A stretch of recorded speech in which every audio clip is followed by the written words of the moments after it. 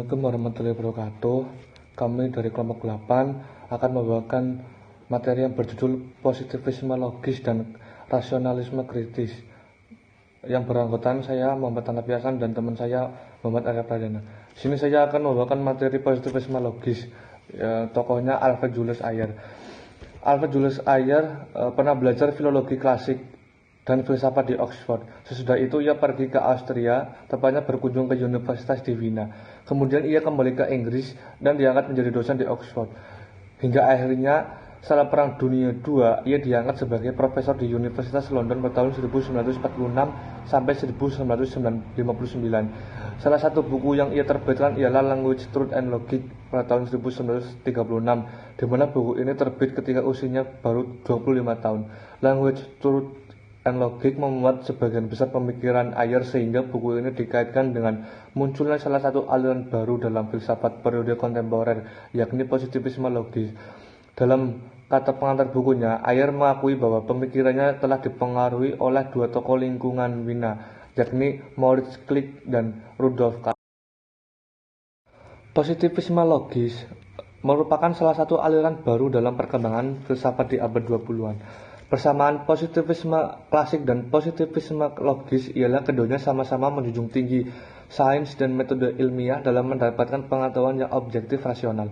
Sedangkan perbedaannya adalah apabila positivisme klasik lebih menaruh perhatian pada bidang pengaturan sosial masyarakat secara ilmiah dan adanya gerak kemajuan evolutif dalam alam, maka positivisme logis lebih memfokuskan diri pada logika dan bahasa sains. Filsafat menurut positivisme logis harus bertindak sebagai hamba sains. Fungsi pokok filsafat bagi positivisme logis ialah melakukan kajian sains tentang metodologi sains dan melakukan klarifikasi sehingga kerancuan dalam penggunaan bahasa dapat dihindarkan. Positivisme logis, perhatian yang paling utama difokuskan pada masalah adanya garis demarkasi atau garis batas antara kalimat yang bermakna sense atau yang tidak bermakna nonsense. Para filsuf positivisme logis tidak memperhatikan kebenarannya suatu ucapan, akan tetapi lebih mengutamakan makna dari ucapan-ucapan. Kaum positivisme logis mengemukakan dengan berargumen bahwa pernyataan yang sungguh-sungguh bermakna adalah pernyataan yang termasuk ke dalam salah satu dari dua kategori berikut. Yang pertama, suatu kalimat bisa jadi benar atau salah berdasarkan istilah-istilah yang dipergunakan. Tidak perlu adanya verifikasi, kita hanya membutuhkan analisis saja dengan berdasarkan realitas indrawi. Misalnya, jika aku mengatakan laki-laki yang tinggal di sebelah rumahku adalah bujangan dengan seorang istri dan dua anak, kalimat ini bermakna tetapi tidak benar. Kita tahu bahwa sesungguhnya kata bujangan hanya diperuntukkan bagi laki-laki yang belum. Kategori yang kedua ialah pernyataan-pernyataan yang kebenarannya atau kesalahannya tidak bisa ditentukan dengan menganalisis, tetapi hanya bisa dilakukan dengan mengecek fakta-fakta. Contohnya, jika aku mengatakan terdapat 14 gadis berambut pirang di desaku. Contoh ini bisa jadi benar, bisa jadi juga salah. Satu-satunya cara untuk mengetahui kebenarannya pernyataan tersebut adalah melalui verifikasi. Kemudian menurut Ayer, pernyataan hanya bermakna apabila suatu ucapan yang berupa observation statement, artinya pernyataan yang menyangkut realitas indrawi. Dengan kata lain, suatu ucapan harus dilakukan berdasarkan observasi, atau sekurang-kurangnya berhubungan dengan observasi, bahwa suatu pernyataan akan bermakna apabila suatu pernyataan tersebut sesuai dengan realitas indrawi. Untuk menguatkan pandangan ini, maka Ayer mengemukakan adanya prinsip verifikasi sebagai tolak ukurnya, dan common sense adalah acuan utama dalam positivisme logis Alfred Julius. Ayer juga memberikan batas-batas pada prinsip verifikasi yang diberlakukannya sebagai tolak ukur. Baginya, suatu pernyataan tidak hanya bisa dibuktikan secara langsung, akan tetapi ada cara pula secara tidak langsung untuk memverifikasi pernyataan, yakni kami contohkan dengan fakta sejarah, bahwa fakta sejarah tidak bisa kita verifikasi langsung. Akan tetapi kita juga bisa mengetahui fakta sejarah melalui orang yang bersaksi dan jujur atas apa yang disaksikannya. Jadi peran orang lain sangat berpengaruh dalam penentuan pernyataan atas suatu kejadian yang kita tidak tahu. Misalnya, kemerdekaan Indonesia diproklamasikan pada tanggal 17 Agustus 1945. Jelas, di sini kita sadar bahwa kita tidak hidup pada zaman itu. Maka kita membutuhkan kesaksian banyak orang mengenai hari kemerdekaan Indonesia. Sedangkan mengenai hal yang berhubungan dengan metafisika, teologi, etika, dan estetika, kaum positivisme logis termasuk Ayer menganggap itu semua tidak bermakna. Hal ini dikarenakan pandangannya yang bersifat empiristik yang mengacu hanya pada common sense atau akal sehat telah menjadikannya anti terhadap suatu yang bersifat nonsens. Semua itu hanya mitos belaka yang muncul dari emosi manusia. Hal ini dikarenakan metafisika, etika, teologi, dan estetika tidak bisa diobservasi untuk diverifikasi lebih lanjut. Oleh karena itu, menurut Ayer, penyataan yang bersifat abstrak tersebut tidak bermakna, dan itu semua hanya omong kosong. Namun berkenaan dengan pandangan positivisme logis yang mengutamakan adanya verifikasi sebagai tolak ukur, terdapat beberapa kelemahan pada prinsip verifikasi. Pertama, terlihat adanya semacam paksaan untuk memperlakukan tolak ukur secara empiristik, sehingga sesuatu yang dianggap metafisis dikesampingkan bahkan bisa tidak diakui. Kedua, penerapan prinsip verifikasi ke dalam teknik analisis bahasa ternyata mengandung bahasa kesukaran. Jikalau para penganut positivisme logis menganggap sesuatu yang bersifat metafisis tidak bermakna dengan melalui verifikasi sebagai tolak ukurnya. Ketiga, para teolog menolak penerapan prinsip verifikasi ke dalam bahasa teologi. Keempat, tolak ukur yang dikenakan prinsip verifikasi terhadap pernyataan-pernyataan dalam bidang etika dengan alasan pernyataan semacam itu hanya merupakan ungkapan rasa atau ekspresi semata. Pada dasarnya dapat dikembalikan kepada fungsi bahasa. Fungsi bahasa tidak semata-mata kognitif, tetapi juga emotif, imperatif, bahkan seremonial. Kritik atas positivisme. Dalam perkembangannya, positivisme logis menuai beberapa kritikan di antara para filsuf yang mengkritik aliran positivisme logis ialah Karl Popper, Ferdinand de Saussure, Quine, dan Jacques Derrida. Quine mengemukakan teorinya yang disebut indeterminacy of meaning atau teori ketidakberketentuan makna. Teori Quine ini mengemukakan bahwa suatu kata tidak bisa ditentukan oleh pengamatan empiris karena tidak ada persetujuan yang sifatnya a priori universal, melainkan terbatas spasio-temporal. Karl Popper juga mengajukan kritik atas positivisme logis, terutama mengenai masalah garis demarkasi atau garis batas antara pernyataan yang bermakna dan pernyataan yang tidak bermakna. Karl Popper menekankan bahwa prinsip verifikasi bukanlah satu-satunya tolak ukur untuk menentukan kebenaran-kebenaran yang bersifat umum, lebih-lebih dalam ilmu pengetahuan. Ferdinand de Saussure, seorang ahli linguistik dari Swiss, menurut Saussure, suatu pernyataan harus ada hubungan korespondensi antara konsep linguistik dengan realitasnya, ekra linguistik. Saussure juga merevolusi asumsi metafisis realisme, pandangan adanya dunia nyata di luar yang dapat diketahui oleh benak manusia, dan menggantinya dengan relativisme linguistik atau pandangan bahwa apa yang dapat diketahui adalah sistem konsep-konsep yang dihasilkan oleh struktur arbiter bahasa. Bismillahirrahmanirrahim. Assalamualaikum warahmatullahi wabarakatuh. Di sini saya akan mempresentasikan tentang rasionalisme kritis yang dibawakan oleh filsuf Karl Raimund Popper. Nah, biografi dari Karl Raimund Popper itu adalah dia lahir di kota Wina, Austria pada tanggal 28 Juli 1902 Masehi.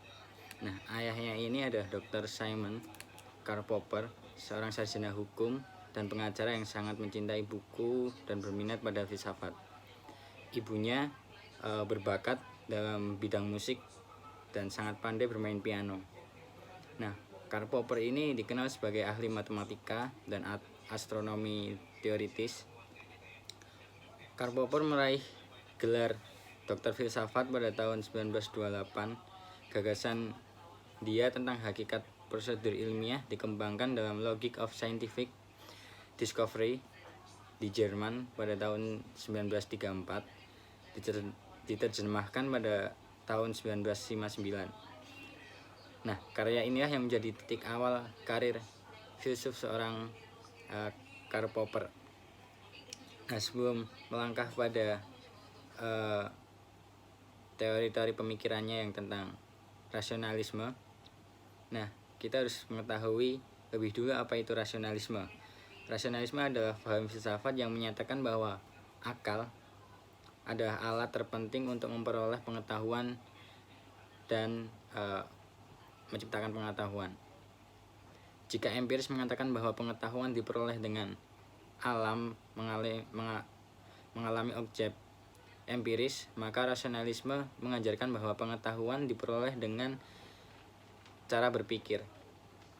Alat dalam berpikir ini adalah kaidah-kaidah logis atau aturan-aturan logika. Nah, rasionalisme juga tidak mengingkari kegunaan indera atau empiris dalam memperoleh pengetahuan. Pengalaman indera juga diperlukan untuk merangsang akal dan memberikan bahan-bahan yang menyebabkan akal dapat bekerja. Tapi untuk sampainya manusia kepada kebenaran adalah semata-mata dengan akal. Laporan indera menurut rasionalisme merupakan bahan yang belum jelas dan kacau. Nah, sejarah rasionalisme sudah tua sekali. Pada zaman Thales telah menerapkan rasionalisme pada filsafatnya. Rasionalisme lahir sebagai reaksi terhadap dominasi gereja pada abad pertengahan Kristen di Barat. Munculnya rasionalisme ini menandai perubahan dalam sejarah filsafat karena aliran yang dibawa Descartes ini adalah cikal bakal filsafat modern dalam perkembangan filsafat. Nah, lanjut ke rasionalisme kritis Raymond Popper.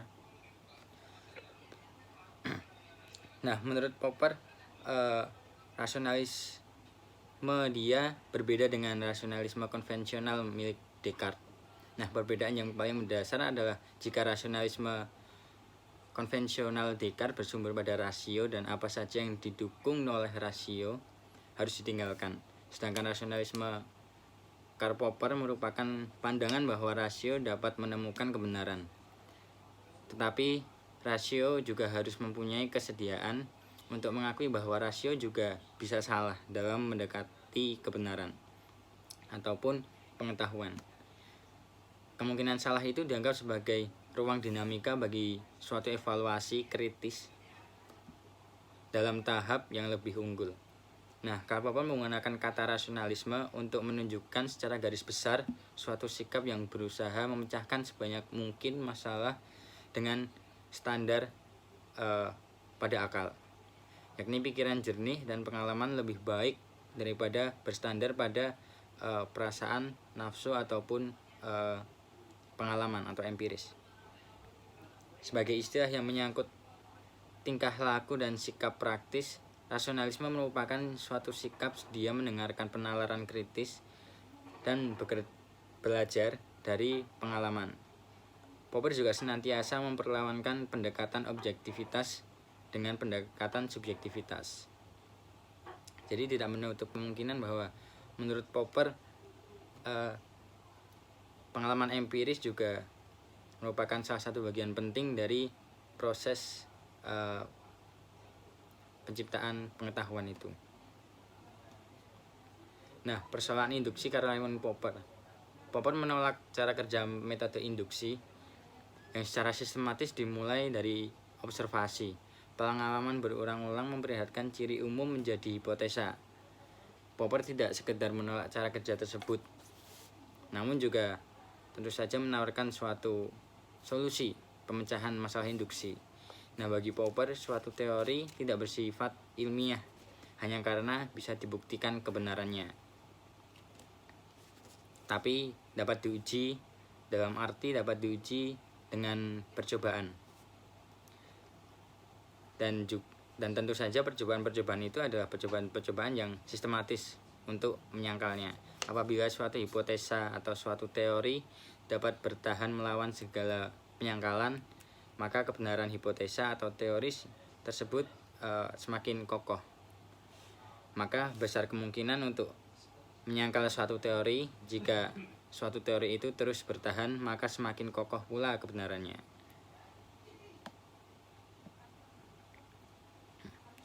Nah, eh, pengaruh pemikiran Karl Raimund Popper ini sangatlah kuat terhadap para ilmuwan maupun perkembangan filsafat kontemporer maupun modern. Popper dengan karya-karyanya mempunyai pengaruh yang sangat kuat di hati banyak ilmuwan di dunia. Pengaruh Popper tidak hanya terbatas pada ilmuwan yang bekerja dengan eksperimen. Ahli matematika dan ahli astronomi teoritis terkemuka Sir Hermann Bondi di bidang seni seperti seni rupa pun terpengaruh oleh karya-karya Popper. Pengaruh Popper juga sampai menjamah di bidang politik. Menurut Mage, anggota kabinet yang progresif dalam 2 partai politik utama di Inggris seperti Anthony Crosland dan Sir Edward Boyle telah dipengaruhi Popper dalam pandangan mereka tentang kegiatan politik. Adapun pengaruh Popper terhadap perkembangan filsafat kontemporer menyajikan corak berpikir kritis. Popper juga menambah pemikiran yang bersifat evaluatif, konstruktif, dan kreatif dalam pengembangan ilmu filsafat dalam rangka mengimbangi pengaruh positivisme.